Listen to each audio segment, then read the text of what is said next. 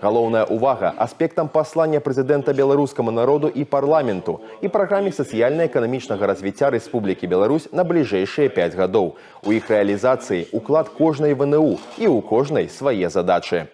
Мы с нашей научной общественностью еще раз обсудили вектор развития этих постулатов и направлений и определили роль каждого вуза в решении этих задач. Падчас дыялогу узнімаліся пытанні эканомікі, навукі і жыцця горада. Удзельнікі зацікаўленыя ў падтрыманні канструктыўнага ўзаемадзеяння паміж уладай і грамадствам.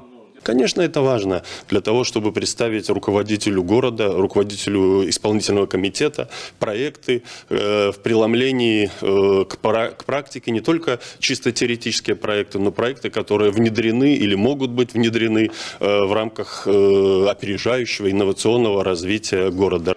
Навуковыя ідэі павінны ператварацца ў інавацыі. Важна, каб распрацоўкі і праекты гомельскіх ВНУ узмацнялі рэальны сектар эканомікі і працавалі на карысць краіны.